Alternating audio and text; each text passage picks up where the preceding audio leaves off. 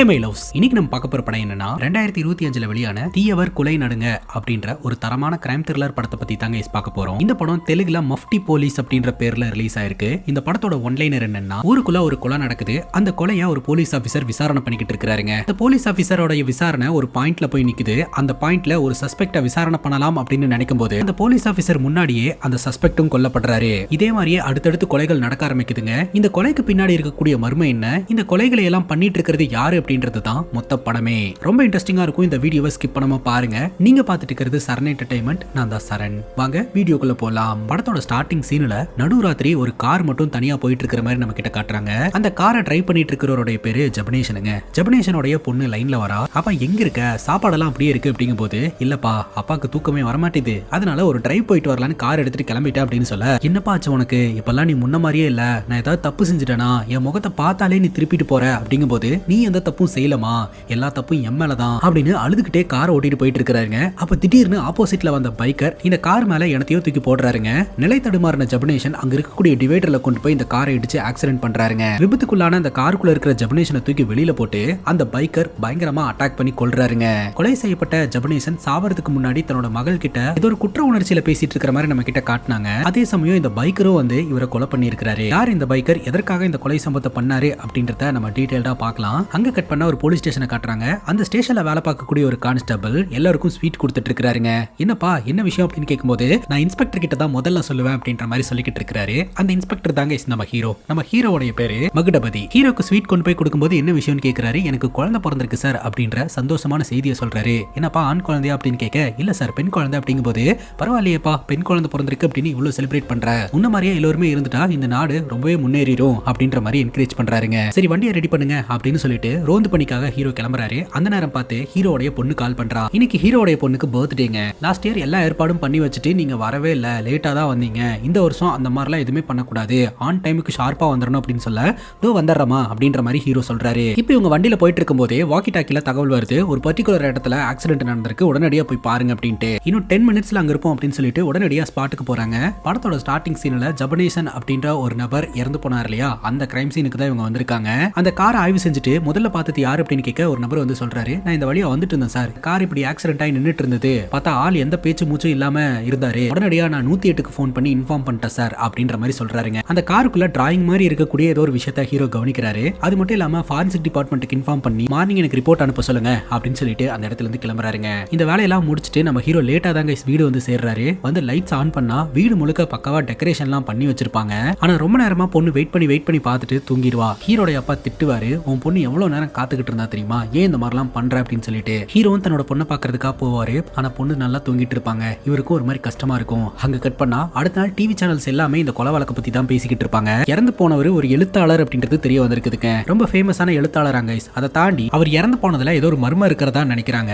ஏன்னா அது ஆக்சிடென்ட் மாதிரியும் இருக்கு, அதே சமயம் யாரோ ஒருத்தங்க பிளான் பண்ணி கொலை பண்ண மாதிரியும் இருக்கு. இது ஆக்சிடென்ட்டா இல்ல கொலையா அப்படின்ற கோணத்துல போலீஸ்காரங்க இன்வெஸ்டிகேஷனை தொடங்கி இருக்கிறதா நியூஸ்ல எல்லாம் சொல்லிட்டு இருக்காங்க. இப்போ போஸ்ட்மார்ட்டம் ரூமுக்கு நம்ம ஹீரோ போறாருங்க. டாக்டர் கிட்ட ரிப்போர்ட்ஸ் கேட்கும்போது டாக்டர் சில விஷயங்களை எல்லாம் எக்ஸ்பிளைன் பண்றாரு. இறந்து போன இந்த ஜெபனேஷன் அவருடைய தலையில பலமா அடிபட்டதுனால தான் இறந்து போயிருக்காரு. அதுவும் குறிப்பா ஒரு மெட்டல் பார்ட் அவரோட தலையில பட்டு தான் இறந்து போயிருக்காரு அப்படின்றது தெரிய வருதுங்க. அந்த மெட்டல் பார்ட்டை பத்தின ஏதாவது டீடைல் இருக்கா அப்படின்னு கேட்கும்போது, அது மெட்டலாலஜி டிபார்ட்மெண்ட் மூலமா தான் தெரிஞ்சுக்க முடியும் அப்படின்னு அந்த டாக்டர் சொல்றாருங்க. இதுல முக்கியமான விஷயம் என்னன்னா, இறந்து போன இந்த ஜெபனேஷன் சாவறதுக்கு முன்னாடியே பயங்கரமான டிப்ரெஷன்ல இருந்திருக்காரு. நரம்பெல்லாம் பாதிக்கப்பட்டு அவரே சாகக்கூடிய ஒரு நிலைமையில தான் இருந்திருக்காரு. அந்த டைம்ல தான் இவர் ஆக்சிடென்ட் ஆகி இறந்து போயிருக்காருன்றது தெரிய வருது. இன்னுமே போலீஸுக்கு இது கொலையா இல்ல விபத்தா அப்படின்ற சந்தேகம் இருந்துட்டே தாங்க இருக்குது. இப்ப ரிப்போர்ட்டர்ஸ் எல்லாம் நம்ம ஹீரோ கிட்ட கேள்வி கேக்குறாங்க. ஜெபனேஷன் இறந்து கிடந்த அந்த கிரைம் சீன் போட்டோஸை பார்த்தா அது ஒன்னும் ஆக்சிடென்ட் மாதிரி தெரியலையே சார், கொலை மாதிரி இருக்கே அப்படிங்கும் போது, பார்த்த உடனே எதையுமே முடிவு பண்ணிட முடியாது, விசாரிச்சாதான் கண்டுபிடிக்க முடியும், அந்த விசாரணையில தான் நான் இருக்கேன் அப்படின்னு ஹீரோ பதில் சொல்றாருங்க.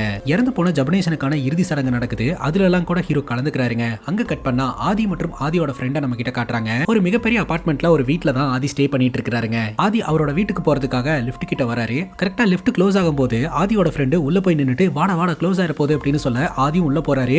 ஆல்ரெடி உள்ள நின்னுட்டு இருக்கக்கூடிய ஒரு நபர் ஆதிய பயங்கரமா முறைக்கிறாருங்க. அதுக்கப்புறம் இவங்க ரெண்டு பேரும் அவங்களோட ஃப்ளோர்ல இறங்கி வீட்டுக்கு வந்துடுறாங்க. அப்போ ஆதியோட ஃப்ரெண்டு கேக்குறாரு, யாரா அவன் இந்த முறை முறைக்கிறான் அப்படின்ட்டு. அதுக்கு இந்த ஆதி சொல்றாரு, அவன் இந்த அபார்ட்மெண்ட் ஓனரோட பையன்டா, அவங்க அப்பா ஒரு மிகப்பெரிய பில்டரு, அவர் நிறைய கட்டடங்களை கட்டிக்கிட்டு இருக்காரு, இந்த பில்டிங்க கூட அவர் தான் கட்டினாரு, ஃபுல் டைம் போதையிலே இருப்பான், ஒரு முறை பிரச்சனையாகி கை வைக்கிற லெவலுக்கு போயிடுச்சு, அதனாலதான் என்ன பார்த்தாலே முறைக்கிறான் அப்படின்னு சொல்ல, இதை முன்னாடியே என்கிட்ட சொல்லியிருக்கலாம் இல்லையா, சொல்லியிருந்தா இந்த இந்த ஏரியா பக்கமே வந்திருக்க மாட்டேன்டா அப்படின்னு ஃப்ரெண்டு சொல்றாருங்க. அதுக்கப்புறம் ஆதி பாத்தீங்கன்னா ஃபுட்டை ப்ரிப்பேர் பண்ணிட்டு ஒரு ரூம்குள்ள போறாரு. பார்த்தா அந்த ரூமுக்குள்ள ஆதியோட அம்மா இருக்காங்க. ஆதியை பார்த்து ரொம்ப பயப்பட ஆரம்பிக்கிறாங்க. அப்பதான் தெரிய வருது ஆதியோட அம்மா கொஞ்சம் மனநல பாதிக்கப்பட்ட நிலைமையில இருந்துட்டு இருக்காங்க அப்படின்ட்டு. ஏமா இப்படி ஃபுல் டைம் இருட்டிலேயே உட்காந்துட்டு இருக்கீங்க, கொஞ்சமாவது வெளிச்சமா உட்காரலாம்ல அப்படின்னு சொல்லிட்டு கர்டன் எல்லாம் விலக்கி விட்டுட்டு நான் உங்களுக்கு சாப்பாடு கொண்டு வந்திருக்கேன், இந்த சாப்பாட்டை நீங்க சாப்பிட்டாகணும், இப்போ நீங்க இந்த சாப்பாட்டை சாப்பிட்டீங்கன்னா ராத்திரி வரைக்கும் நான் உங்களை தொல்லையே பண்ண மாட்டேன் அப்படின்னு சொல்லிட்டு ஊட்டி விடுறாரு. அது மட்டும் இல்லாம இனிமேல் நீங்க தனியா கவலைப்பட தேவையில்ல, உங்களை பாத்துக்கிறதுக்குன்னு ஒரு ஆள் கிடைச்சாச்சு அப்படின்னு சொல்லிட்டு போன்ல ஒரு பொண்ணோட போட்டோவை காட்டுறாருங்க. ஆதியோட ஃப்ரெண்டு சொல்றாரு, ஏண்டா இப்பதான் அந்த பொண்ணு ஃப்ரெண்ட் ரிக்வெஸ்டே கொடுத்துருக்கு, அதுக்குள்ள அந்த பொண்ணு தான் உன்னோட மனைவினும் உங்க அம்மாவோட மருமகன்னு சொல்லிட்டு இருக்க, முதல்ல அந்த ஐடி ஃபேக்கா இல்ல உண்மையான்றதை கண்டுபிடிக்கணும், அதுக்குள்ள பொண்டாட்டி பாட்டின்னு பேசிட்டு இருக்க அப்படின்னு சொல்ல சும்மாறான்னு சொல்லிட்டு ஆதி தன்னோட அம்மா கிட்ட சொல்றாரு. அவனுக்கு பொறாமமா வேற ஒண்ணும் இல்ல அப்படின்ட்டு. ஆதியோட ஃப்ரெண்டு சொல்றாரு, இப்படி நீயே தினம் தினம் உன்னோட அம்மாவை பாத்துக்கிறதுக்கு ரொம்ப கஷ்டப்பட்டு இருக்கல, பேசாம ஒரு ஹாஸ்பிட்டல்ல சேர்த்து பாத்துக்கலாம்ல அப்படிங்கும் போது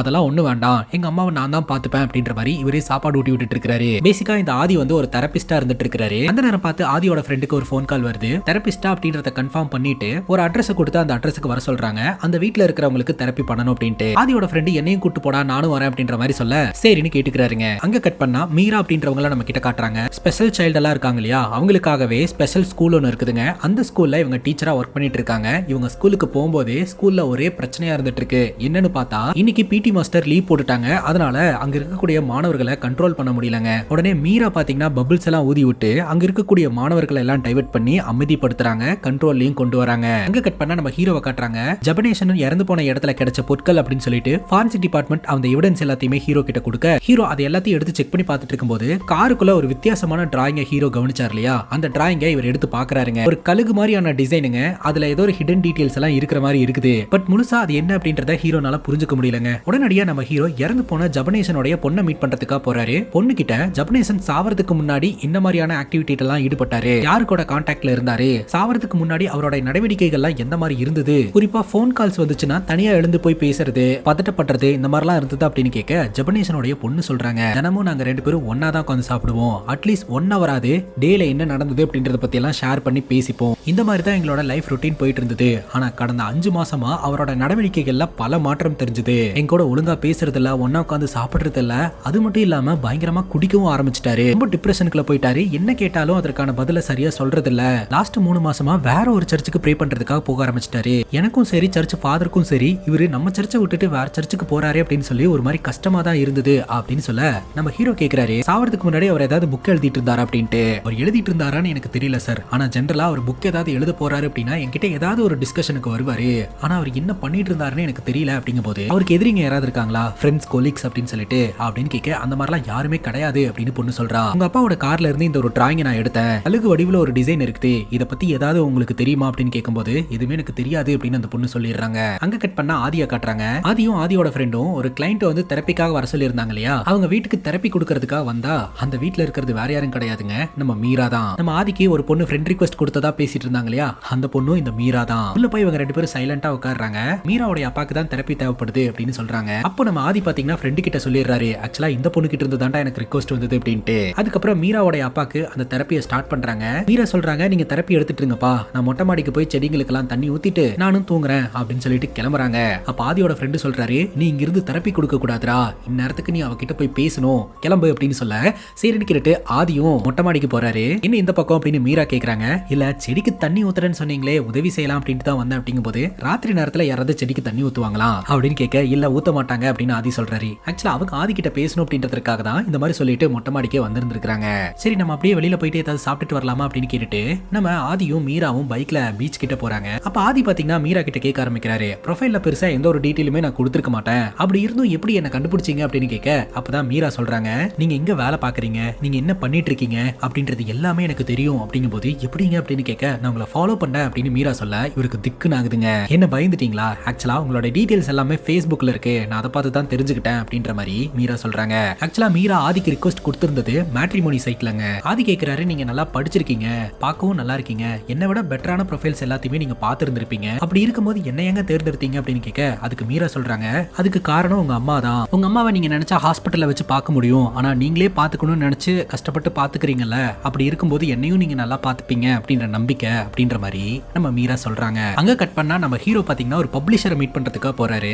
ஜபனேஷன் எழுதின எல்லா புக்குமே பாத்தீங்கன்னா அந்த பப்ளிஷர் தான் வந்து பப்ளிஷ் பண்ணி இருந்திருக்காரு. அவரு ஜபனேஷனுடைய ஃப்ரெண்டும் கூட. பட் இடையில இவங்க ரெண்டு பேருக்குள்ள சண்டை வந்து பிரிஞ்சுட்டாங்க அப்படின்ற தகவல் தெரிய வந்திருக்கு. எதனால உங்க ரெண்டு பேருக்குள்ள சண்டை வந்தது அப்படின்னு கேட்க அந்த பப்ளிஷர் சொல்றாரு, சண்டை எல்லாம் ஒன்றும் கிடையாது சார், டிஃபரெண்ட் ஒப்பீனியன் தான். ரீசெண்டா ஒரு புக் ஒன்று எழுதி வச்சிருந்தான், அதை படிச்சுட்டு பப்ளிஷ் பண்ணடா அப்படின்னு சொல்லியிருந்தேன். பட் இதை நான் பப்ளிஷ் பண்ண போறது இல்ல, அது எனக்காக எழுதியிருக்கேன் அப்படின்ற மாதிரி சொன்னா. அதனால ஏற்பட்ட கருத்து வேறுபாடு தான் சார், மற்றபடி சண்டை எல்லாம் ஒன்றும் கிடையாது அப்படின்ற மாதிரி அவர் சொல்லிடுறாரு. ஆக்சுவலா ஒரு நல்ல ரைட்டரு, அவனோட ஒர்க் வெளி உலகத்துக்கு தெரியணும் அப்படின்ற ஒரு எண்ணத்துல மட்டும் தான் நான் அதை கேட்டேன். பட் அவன் இப்படி கோவப்படுவான்னு நினைச்சு கூட பார்க்கல. என்னதான் எங்க ரெண்டு பேருக்குள்ள கருத்து வேறுபாடு இருந்தாலும் அவன் என்னோட பெஸ்ட் ஃப்ரெண்டு சார் அப்படின்னு இந்த பப்ளிஷர் சொல்றாரு. உடனே நம்ம ஹீரோ அந்த கழுகு அமைப்புல இருக்கக்கூடிய அந்த டிராயிங் எடுத்து காட்டுறாரு. இதை பத்தி உங்களுக்கு ஏதாவது தெரியுமா அப்படின்னு சொல்லிட்டு, இல்ல தெரியாது அப்படின்னு சொல்ல அந்த பப்ளிஷர் பக்கத்துல இருக்கிறவரு அந்த டிராயிங்கை பார்க்காமயே எனக்கு எதுவும் தெரியாது அப்படின்றாரு.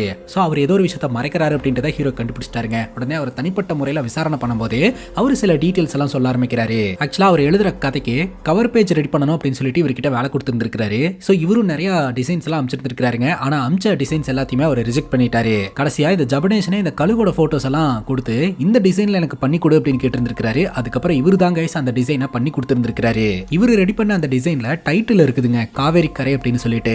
ஆனா நம்ம ஹீரோக்கு கிடைச்ச அந்த டிராயிங்ல வந்துட்டு டைட்டில் எழுதி இருக்காது, அதுல ஏதோ நம்பர் மாதிரி போட்டிருக்கும். ஒரு புக்குக்கு 2 டைட்டில் அப்படின்னு ஹீரோ கேட்க ஆரம்பத்துல காவேரி கரை அப்படின்ற டைட்டில்ல தான் சார் ரெடி பண்ண சொன்னாரு. அதுக்கப்புறம் அவரு அதை 38-18 மாத்திட்டாரு சார் அப்படின்னு அந்த டிசைனர் சொல்றாருங்க. அது மட்டும் இல்லாம ஜபனேஷன் இவர்கிட்ட நிறைய போட்டோஸ் எல்லாம் எடுத்து தர சொல்லி இருக்காருங்க. உயரமான பில்டிங்ஸ் எல்லாம் இவரும் போட்டோஸ் எல்லாம் எடுத்து கொடுத்திருக்காரு. பட் அது எல்லாத்தையுமே அவர் ரிஜெக்ட் பண்ணிட்டு அவரே ஒரு போட்டோவை கொடுத்து அந்த போட்டோவை ரெஃபரன்ஸா வச்சு ஒர்க் அவுட் பண்ணி தர சொல்லி இருந்திருக்காருங்க. அந்த போட்டோ தான் இது அப்படின்னு சொல்லிட்டு ஒரு பில்டிங்கோட போட்டோவை நம்ம ஹீரோ கிட்ட காட்டுறாங்க. இப்ப ஹீரோவும் கான்ஸ்டபிளும் அங்க இருந்து கிளம்புறாங்க. காவேரி கரை இந்த டைட்டிலுக்கான மீனிங் என்னவா இருக்கும் அப்படின்னு யோசனை பண்ண கான்ஸ்டபிள் சொல்றாரு, காவேரி ஆறு தமிழ்நாடு முழுக்க ஓடிக்கிட்டு இருக்கு, இதுல எந்த காவேரி கரையை இவர் மென்ஷன் பண்றாருன்னு தெரியலையே சார் அப்படின்ட்டு. ஆனா ஹீரோ என்ன சொல்றாருன்னா, கரை அப்படின்னு மென்ஷன் பண்றது ஆத்தங்கரையை கிடையாது, அதாவது ஸ்ட்ரெயின் கரை படியுது இல்லையா, அதை தான் மென்ஷன் பண்றாரு அப்படின்ட்டு. இதுல ஏதோ ஒன்று இருக்கு அப்படின்னு நம்ம ஹீரோவும் யோசனை பண்றாருங்க. அங்க கட் பண்ணா போலீஸ் ஸ்டேஷனுக்கு ஒரு பொண்ணு வந்திருக்கா. அந்த பொண்ணுடைய கணவர் பாத்தீங்கன்னா டிவோர்ஸ் வேணும் அப்படின்னு சொல்லி வீட்டுல பிரச்சனை பண்றாராம். அதற்கான காரணம்னு ஒரு விஷயத்த சொல்றாரு. அது என்ன காரணம்னா, அந்த பொண்ணுடைய கணவரும்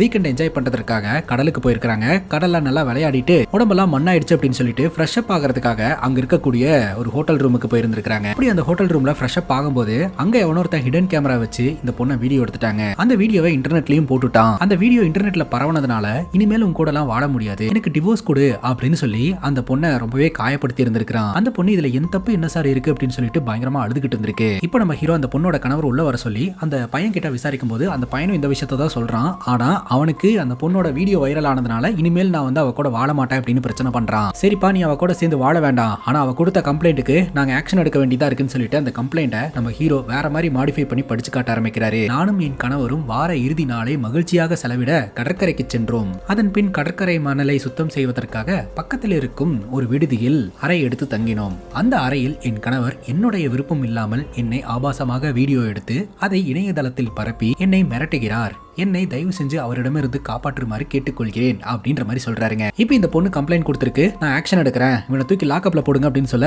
சார் நான் என்ன சார் பண்ண, எவனோ ஒருத்தன் பண்ண தப்புக்கு நான் என்ன சார் பண்ண முடியும் அப்படின்னு கேட்க, என்ன சொன்ன எவனோ ஒருத்தன் பண்ண தப்பு அதே தானடா அவளும் சொல்றா, எவனோ ஒருத்தன் இந்த மாதிரி வீடியோ எடுத்து இன்டர்நெட்ல போட்டுட்டான், அதனால இவளோட வாழ்க்கையை நீ குறை சொல்லிட்டு இவகிட்ட இருந்து டிவோர்ஸ் வேணும்னு கேட்டீங்கன்னா, ஏமா இந்த மாதிரி ஒரு ஆள் கூட நீ வாழணுமா, ஆக்சுவலா நீ டிவோர்ஸ் கொடுக்கறதாமா நல்லது, இவனை தூக்கி லாக்அப்ல வச்சு லாடம் கட்டுங்க அப்படின்னு சொல்ல, சார் வேணாம் சார் பாவம் சார் அப்படின்னு சொல்ல, பாத்தியாடா இப்ப கூட அவதாண்டா உனக்காக வந்து நிக்கிறா, ஆனா அவளை புரிஞ்சுக்காம அவகிட்ட இருந்து நீ பிரியணும்னு சொல்லிட்டு இருக்க அப்படிங்கும் போது, சார் ஒரே ஒரு சான்ஸ் கொடுங்க சார், இனிமேல் நான் வந்து கரெக்டா இருக்கேன், இவ்வளவு நல்லா பாத்துப்பேன் அப்படின்ற மாதிரி சொல்ல, இந்த பொண்ணு கேட்டுக்கிட்ட ஒரே ஒரு காரணத்துக்காக மட்டும்தான் விடுறேன், ஒரு இடத்துல போய் நீங்க ஸ்டே பண்றீங்கன்னா அந்த இடம் பாதுகாப்பானதான்றதை செக் பண்ண வேண்டியது உன்னோட வேலை, உன்னோட கடமை அப்படின்ற மாதிரி மிரட்டி அனுப்புறாருங்க. அது மட்டும் இல்லாம இந்த வேலையை பார்த்தது யாரு அப்படின்னு உடனடியாக ட்ரேஸ் பண்ணி கண்டுபிடிங்க அப்படின்னு ஆர்டரும் கொடுக்குறாரு.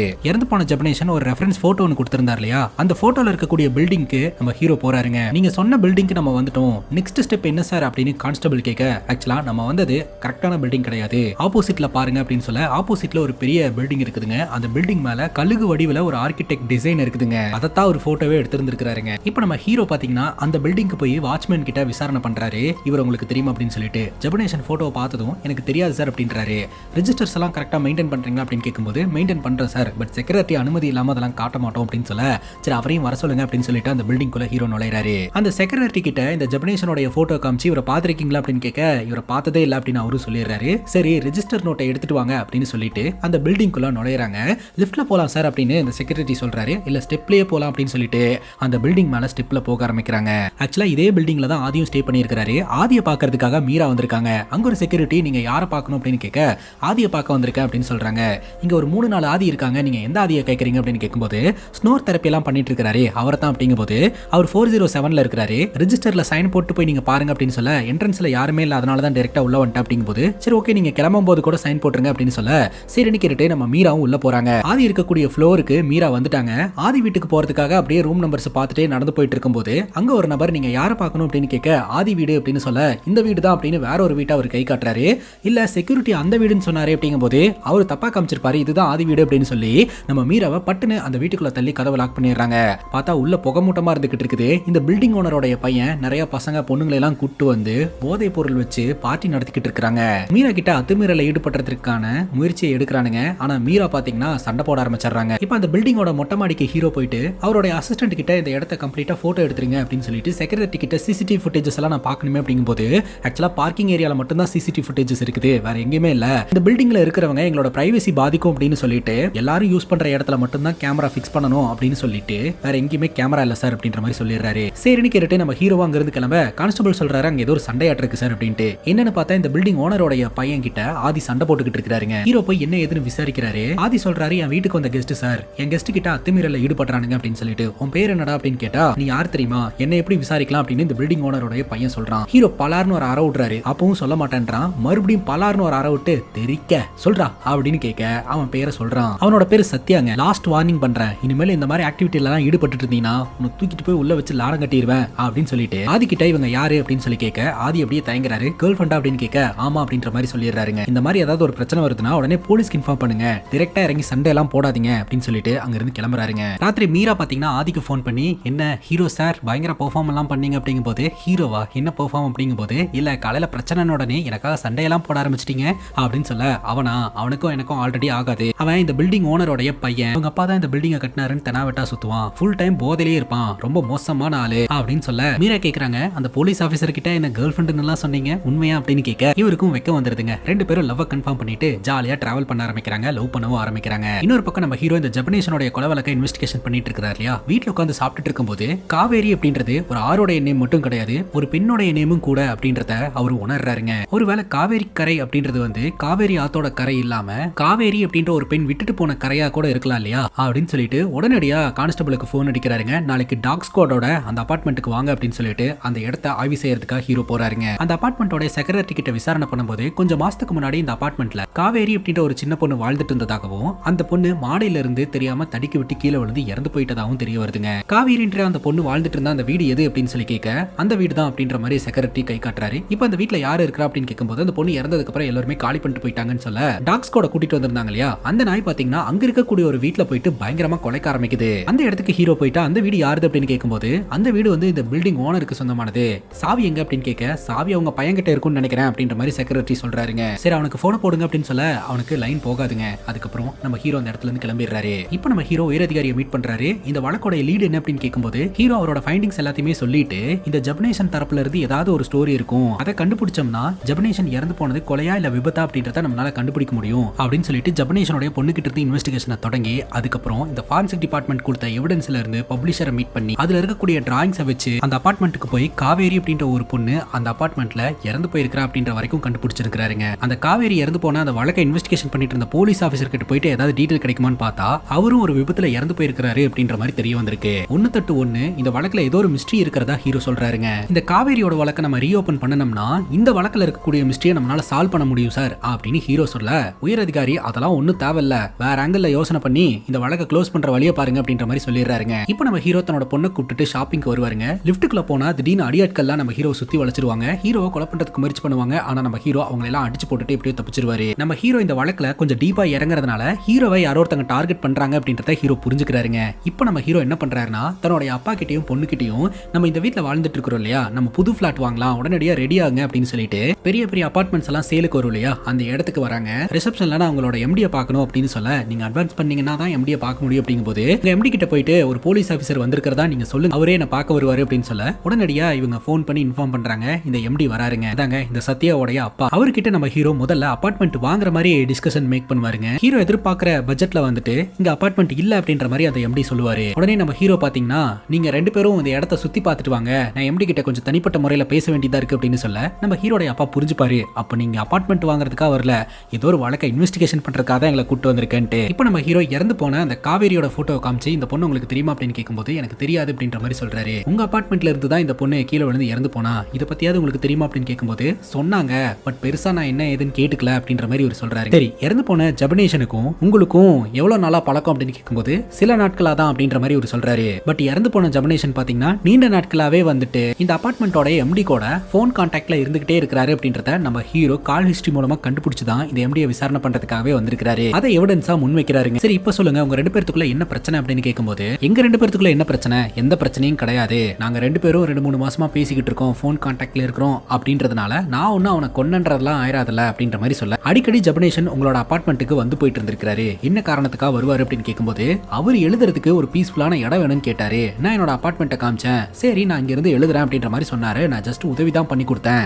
அப்படின்னு இந்த பில்டர் சொல்றாருங்க. ஆனா ஹீரோ சொல்றாரு, நீங்க நிறைய விஷயத்த மறைக்கிறீங்க அப்படின்ட்டு. உடனே இந்த காவேரின்ற பொண்ணு இறந்து போன டைம்ல நீங்க எங்க இருந்தீங்க அப்படின்னு கேட்கும்போது எனக்கு ஞாபகம் இல்லை அப்படின்னு எப்படி சொல்றாரு. சார் ஓகே, என்னோட ஃபைண்டிங்ஸ் எல்லாத்தையுமே நான் கோர்ட்ல கொடுக்க போறேன், நீங்க கோர்ட்ல வந்து இதுக்கான பதில்லாம் சொல்ல வேண்டியதா இருக்கும், அதுக்கெல்லாம் ப்ரிப்பேர் ஆயிக்கோங்க அப்படின்னு சொல்லிட்டு ஹீரோ எழுந்திருக்கிறாருங்க. போறதுக்கு முன்னாடி இந்த எம்டி கிட்ட ஒன்னு சொல்றாருங்க, நீங்களே ஒரு பில்டரு, நான் இதை உங்ககிட்ட சொல்லக்கூடாது, பட் நீங்க தான் குற்றவாளி அப்படின்னு ப்ரூவ் ஆச்சு அப்படின்னா என்னால உங்களுக்கு 10க்கு 10 ரூமும் ஒரு அட்டாச் டாய்லெட்டும் ப்ரொவைட் பண்ண முடியும் அப்படின்னு சொல்றாரு. பட்டுன்னு பயந்து போன இந்த எம்டி பாத்தீங்கன்னா, பேசலாம் ஆனா இதை இங்க பேச முடியாது, பிரைவேட்டா ஒரு இடத்துல பேசலாமா அப்படின்னு சொல்ல சரின்னு ஹீரோவும் கேட்டுக்கிறாருங்க. இவங்க பீச்ல ஒரு ஸ்பாட்டை ஃபிக்ஸ் பண்ணி அங்க இதை பத்தி டிஸ்கஸ் பண்ணலாம்னு முடிவெடுக்கிறாங்க. ஹீரோ அங்க வெயிட் பண்ணிட்டு இருக்காரு. கொஞ்ச நேரத்திலேயே அந்த இடத்துக்கு இந்த பில்டர் வராரு. வந்தவர் ரொம்ப பயத்தோடையும் பதட்டத்தோடையும், நான் எல்லாத்தையும் சொல்லிடுறேன், ஆனா டிராபிக் சிக்னல்ல யாரோ என்ன வந்து வழிமறைச்சாங்க, மிரட்டுறாங்க அப்படின்ற மாதிரி சொல்லிக்கிட்டு இருக்காரு. என்ன நடக்குது ஏது நடக்குது அப்படின்னு நம்ம ஹீரோ அண்டர்ஸ்டாண்ட் பண்ணிக்கிறதுக்குள்ள எங்கிருந்தோ வந்த ஒரு கத்தி இந்த பில்டரோடைய கழுத்தை கிழிச்சிட்டு திரும்பவும் ரிட்டர்ன் போயிருதுங்க.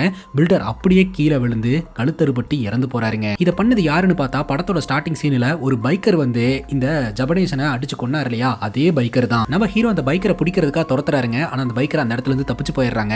அந்த பைக்கர் இப்ப ஹெல்மெட்டை கலட்டும் போது தாங்க தாறுமாறான ட்விஸ்டே. மீரா அப்படின்ற ஒரு அமைதியான அன்பான ஒரு பொண்ணை நம்ம பார்த்துட்டு இருந்தோம் இல்லையா, அந்த பொண்ணு தான் இந்த கொலை சம்பவத்தை பண்ணியிருக்காங்க அப்படின்றது நமக்கு தெரிய வருது. அவங்க ஏன் இந்த கொலையை பண்ணணும், அதற்கான காரணம் என்ன அப்படின்றது இப்போதைக்கு நமக்கு தெரியல. அங்க கட் பண்ணா கிரைம் சீன் மார்க் பண்ணப்பட்டு போலீஸ்காரங்க இன்வெஸ்டிகேஷன் நடத்த ஆரம்பிக்கிறாங்க. அந்த இடத்துக்கு இந்த பில்டரோட பையன் வந்து பயங்கரமா அழுதுகிட்டு இருக்கான். உயர் அதிகாரியும் வந்திருக்காரு. இந்த பில்டரோட பையன் நம்ம ஹீரோ மேலதான் கோவத்தை வெளிப்படுத்திக்கிட்டு இருக்கான். உன்னை சும்மா விட மாட்டான்டா, உன்னாலதான் எங்க அப்பா இறந்திருப்பாரு, ஏன்னா அன்னைக்கே அபார்ட்மெண்ட்ல வந்து என்ன மிரட்டனல்ல அப்படின்ட்டு ஹீரோ சொல்றாரு உயர் அதிகாரி கிட்ட. அவரோட பையன் சார் எமோஷனல்ல இந்த மாதிரி பேசிட்டு இருக்கான் அப்படின்ற மாதிரி சொல்லிடுறாரு. அதே சமயம் உயர் அதிகாரி இந்த வழக்கு விஷயத்துல ஹீரோக்கு பயங்கரமா பிரஷர் போடுறாருங்க. இப்போ நம்ம ஹீரோ என்ன பண்றாருன்னா, அந்த அபார்ட்மெண்ட்ல இந்த காவேரி அப்படின்ற அந்த பொண்ணு வாழ்ந்துட்டு இருந்த அந்த வீட்டுக்குள்ள திருட்டுத்தனமா நுழைஞ்சு உள்ள இருக்கக்கூடிய எல்லா விஷயத்தையுமே ஆய்வு செய்ய ஆரம்பிக்கிறாருங்க. அதன் மூலமா அந்த காவேரின்ற சின்ன பொண்ணு ஒரு ஸ்பெஷல் சைல்டு அப்படின்றது தெரிய வந்திருக்கு.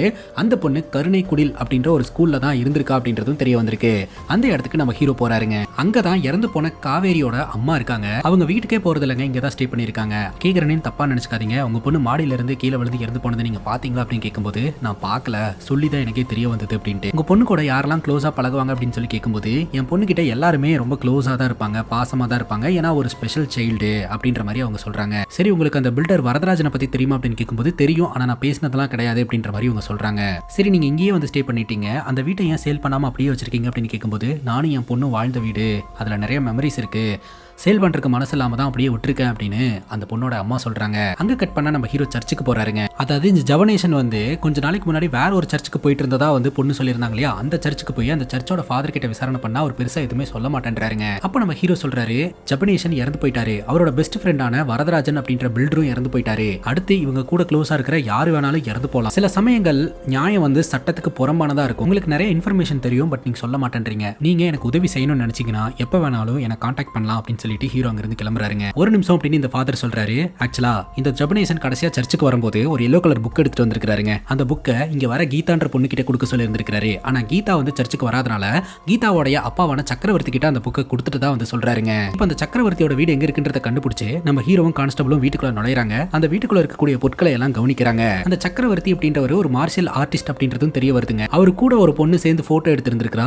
அந்த பொண்ணை நம்ம ஆல்ரெடி பாத்துருக்கோம் சார் அப்படின்னு கான்ஸ்டபிள் சொல்றாரு. அந்த பொண்ணு வேற யாரும் கிடையாது, நம்ம மீரா தான் கைஸ். அங்க கட் பண்ணா மீராவை நம்ம கிட்ட காட்டுறாங்க. மீரா ஆதியோட அம்மா மடியில படுத்துட்டே அழுதுகிட்டு இருக்காங்க. இந்நேரம் போலீஸ்காரங்க இதெல்லாம் யார் பண்றாங்க அப்படின்றத கண்டுபிடிச்சிருப்பாங்க. நானும் மத்த பெண்கள் மாதிரி ஒரு சாதாரண வாழ்க்கையை வாழணும், ஹாப்பியா இருக்கணும்னு தான் ஆசைப்பட்டேன். அது நடக்காமையே போயிரும் போல அப்படின்ற மாதிரி அழுகுறாங்க. அப்பதான் மீரா ஏன் இதெல்லாம் பண்ணிட்டு இருக்காங்க அப்படின்றதுக்கான பிளாஷ்பேக்கை நம்ம கிட்ட காட்டுறாங்க.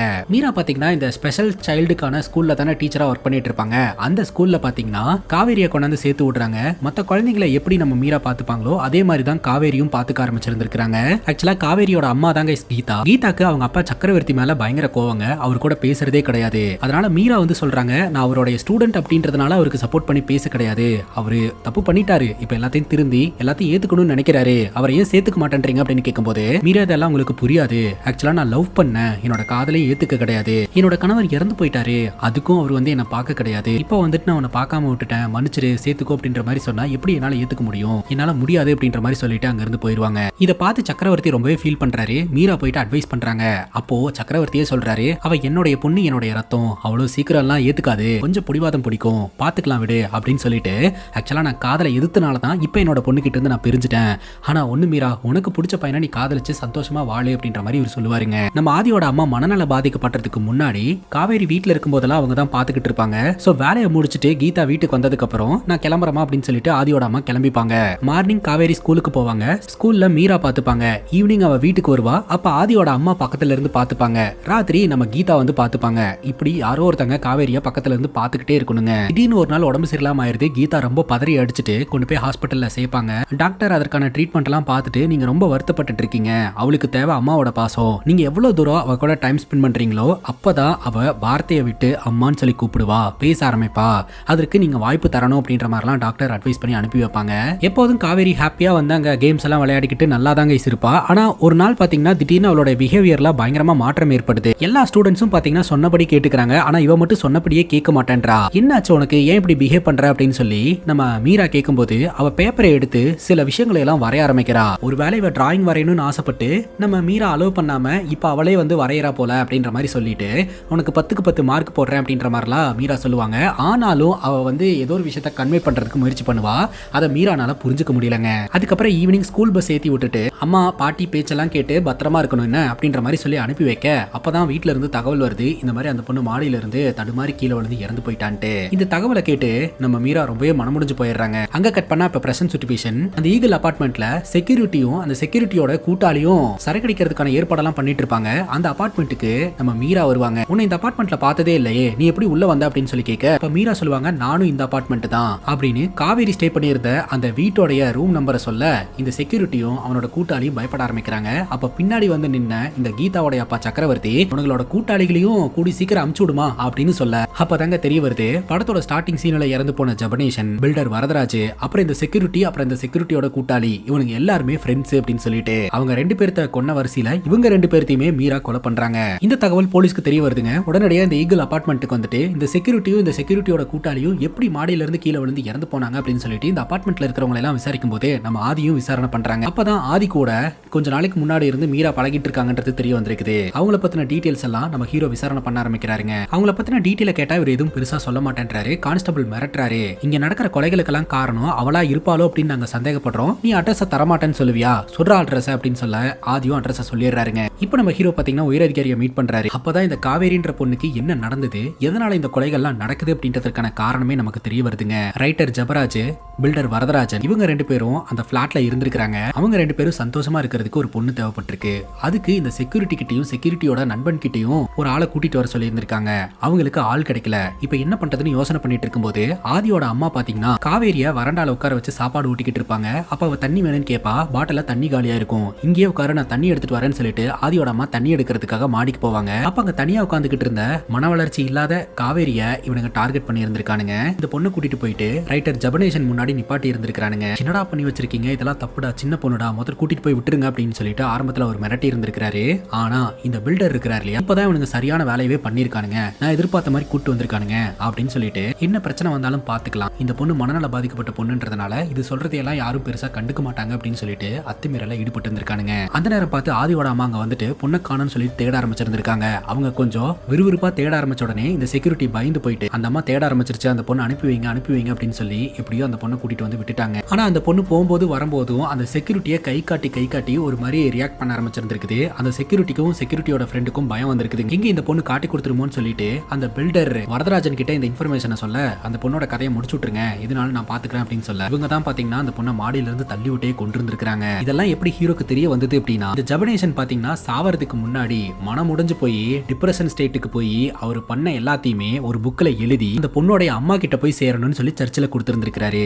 அந்த புக்கு நம்ம ஹீரோ கைக்கு வந்துச்சு இல்லையா, அந்த புக்ல படிச்சுதான் எல்லாத்தையுமே தெரிஞ்சுக்கிட்டாரு. அந்த புக்ல படிச்சுதான் இந்த கீதாவோடைய அப்பா பாத்தீங்கன்னா மீராவை கையில வச்சுக்கிட்டு ரிவெஞ்ச் பண்ண ஆரம்பிச்சிருந்திருக்காரு. இப்போ நம்ம ஹீரோ கான்ஸ்டபிள் கிட்ட சொல்றாருங்க, ஆக்சுவலா நான் உயர் அதிகாரி கிட்ட இந்த கதையை சொல்லும் போது ஒரு விஷயத்தை மட்டும் மறைச்சிட்டேன், இந்த இடத்துல இன்னொரு கொலையும் நடக்க போகுது, இவங்க 4 பேர் மட்டும் அந்த பொண்ணை இந்த மாதிரி பண்ணல, 5ஆவதா ஒருத்தர் இருக்கான், அவன் தான் எல்லாத்துக்கும் பிளான் போட்டு கொடுக்கக்கூடிய ஒரு ஆளு, அவன் தான் மெயின் அக்யூஸ்ட் அப்படின்ட்டு. அது யார் சார் அப்படின்னு கேட்க, அது வேற யாரும் கிடையாது, ஆதிதான். அங்க கட் பண்ணா காவேரியோட தாத்தா சக்கரவர்த்தி தான் பாத்தீங்கன்னா இவங்களை எல்லாம் அடுத்தடுத்து கொலை பண்ணிக்கிட்டு இருக்கிறாருன்றது தெரிஞ்சுக்கிட்டு சக்கரவர்த்தியை கடத்தி சக்கரவர்த்தியோட கதையை இந்த ஆதி முடிக்கிறாருங்க. இப்ப இந்த கான்ஸ்டபிள் சொல்றாரு, இது தெரியாம இந்த மீரா பொண்ணு வேற ஆதி கூட சுத்திக்கிட்டு இருக்கா, இப்ப ஆதி எங்க இருக்கான்றத கண்டுபிடிக்கணும் அப்படின்னு சொல்லிட்டு போலீஸ்காரங்க தீவிர தேடுதல்ல இறங்குறாங்க. அங்க கட் பண்ணா ஒரு சின்ன பிளாஷ்பேக் காட்டுறாங்க.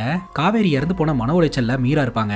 அந்த டைம்ல தான் பாத்தீங்கன்னா ஸ்கூல்ல இருக்கக்கூடிய காவேரியோட ஒரு வீடியோ ரெக்கார்டரை எடுத்து பாத்துக்கிட்டு இருப்பாங்க. அந்த வீடியோ ரெக்கார்டர்ல அன்னைக்கு நடந்த எல்லா விஷயத்தையுமே அவ ரெக்கார்ட் பண்ணி வச்சிருந்திருப்பாங்க. அதுக்கப்புறம் தான் அவ வரைஞ்சு வச்ச டயக்ராம்ஸ் எல்லாம் எடுத்து பார்க்கும்போது இவங்க எல்லாம் சேர்ந்து தன்னை இந்த மாதிரி பண்ணிருக்காங்க அப்படின்றத தான் கன்வே பண்றதுக்கு அவ முயற்சி பண்ணிருக்கா அப்படின்றத நம்ம மீரா புரிஞ்சுக்கிறாங்க. அதுக்கப்புறம் தான் மீரா சக்கரவர்த்தி கூட சேர்ந்து இவங்களை எல்லாம் போட்டு தள்ளணும் அப்படின்னு சொல்லி முடிவெடுத்திருந்திருக்காங்க. பிரசன்ட்ல ஆதி இருக்கிறார் இல்லையா, மீராவை மீட் பண்ண மீரா பாத்தீங்கன்னா காவேரிய பத்தி இந்த ஆதி கிட்ட பேசும்போது, காவேரி இருக்கட்டும், நீ அடிக்கடி என்னோட அபார்ட்மெண்ட்டுக்கு வந்து போனதுக்கான காரணம் என்ன லவ் பண்றதுக்காக கிடையாதா, அபார்ட்மெண்ட்ல 2 பேர் இறந்து போயிருக்காங்க, அதற்கு காரணம் நீ அப்படின்னு சொல்லி போலீஸ்காரங்க சொல்றாங்க, சோ இந்த கொலைகளுக்கு பின்னாடி நீ இருக்கியா, உண்மை சொல்லு அப்படின்ற மாதிரி ஆதி கேக்குறாருங்க. நீ இந்த ரீசனுக்காக தான் அபார்ட்மெண்ட்டுக்கு வரேன்னு என்கிட்ட சொல்லிருக்கலாமே மீரா அப்படின்னு சொல்லி கேட்க, சொல்லலாம் அப்படின்னு தான் நினைச்ச, உங்க அம்மாவை பாக்குறதுக்கு முன்னாடி வரைக்கும் எப்போ உங்க அம்மாவை பார்த்தனோ அதுக்கப்புறம் என்னோட பிளானே மாறிடுச்சு அப்படின்னு மீரா சொல்றாங்க. அப்பதான் இன்னொரு ட்விஸ்டை ரிவீல் பண்றாங்க. மீரா நம்ம ஆதியோட அம்மாவை பாக்குறதுக்காக போயிட்டு நார்மலா பேசிட்டு அந்த இடத்துல இருந்து கிளம்பும் போது பட்டுன்னு நம்ம மீரா கைய ஆதியோட அம்மா பிடிச்சிருந்திருக்காங்க. நான் மென்டல்லாம் கிடையாதுமா, ஆதிக்கு பயந்து மென்டல் மாதிரி நடிச்சுக்கிட்டு இருக்கேன் அப்படின்னு சொல்லுவாங்க. ஏன் அப்படின்னு சொல்லி கேட்கும்போது, ஆதியும் காவேரின்ற அந்த சின்ன பொண்ணை வன்புணர்வு பண்ணிருக்கான்றத ஆதியோட அம்மா தெரிஞ்சுக்கிட்டாங்க. என்னடா பண்ணிட்டு இருக்கேன்னு சொல்லிட்டு பையனை மிரட்டும் போது ஆதி என்ன பண்ணிருக்கானா, பெரிய ஒரு ஜாடி எடுத்து அவங்க அம்மா மண்டையே அடிச்சிருந்திருக்கான். மண்டையில இருந்து ரத்தம் வர ஆரம்பிச்சிருந்திருக்கு. இவன் என்ன எக்ஸ்ட்ரீமுக்கு வேணாலும் போவான் அப்படின்னு சொல்லிட்டு இவனுக்கு பயந்துட்டு மனநல பாதிக்கப்பட்ட ஒரு ஆள் மாதிரி இவ்வளவு நாள் நடிச்சுட்டு வீட்லயே இருந்திருக்காங்க. அவங்களுக்கு தெரிஞ்ச இன்ஃபர்மேஷனை உள்ள வச்சுக்கவும் முடியாம வெளியில சொல்லவும் முடியாம அப்பதான் முறையா மீரா உள்ள வந்திருக்காங்க. மீரா கிட்ட இந்த விஷயத்தையெல்லாம் சொல்லி என் பையனை கொன்றுமா அப்படின்ற மாதிரி சொல்லி இருந்திருக்காங்க. இப்ப எல்லாத்தையும் தெரிஞ்சுக்கிட்ட ஆதி மீராவை கொல்றதுக்கு முயற்சி செய்யும் போது மீராவும் ஆதியை எதிர்த்து சண்டை போட ஆரம்பிக்கிறாங்க. ஏன்னா மீராக்கு தான் இந்த மார்ஷியல் ஆர்ட்ஸ் எல்லாமே தெரியுமே. இவங்க 2 பேருக்குள்ள சண்டை நடந்துகிட்டு இருக்கும்போது இந்த சத்யாவும் சத்யாவோட ஃப்ரெண்ட்ஸும் வந்து மீராவை அட்டாக் பண்ண ஆரம்பிக்கிறாங்க. அப்பதான் தெரிய வருது வெளி உலகத்துக்கு அவங்க 2 பேரும் எதிரிங்க மாதிரியும், ஆனா உள்ளுக்குள்ள அவனுங்க க்ளோஸா தான் இருந்திருக்கானுங்க. கரெக்டா அந்த இடத்துக்கு நம்ம ஹீரோவும் வந்துடுறாருங்க. சத்யாவை போட்டு பொலன்னு புழக்கிறாரு. அதுக்கப்புறம் இந்த ஆதியும் அடிச்சு கீழே தள்ளிட்டு நம்ம மீரா கையில கண்ணை கொண்டாந்து கொடுக்குறாருங்க. எனக்கு சட்டத்தை காப்பாற்றவும் தெரியும், சட்டத்துல இருந்து ஒருத்தங்களை காப்பாற்றவும் தெரியும், அதனால அவனை நீ போட்டு தள்ளிடு அப்படின்னு சொல்ல பட்டுன்னு மீரா ஷூட் பண்றாங்க. அவ்வளவுதான், ஸ்பாட்லயே அவன் காலி. இத்தோட இந்த படம் முடியுதுங்க. இந்த படத்தை பத்தி நீங்க என்ன நினைக்கிறீங்க அப்படின்னு உங்களுடைய கருத்தை கமெண்ட் செக்ஷன்ல சொல்லுங்க. இதே மாதிரி வேற ஒரு நல்ல வீடியோல வந்து சந்திக்கிறேன். Love you guys, take care and cheers.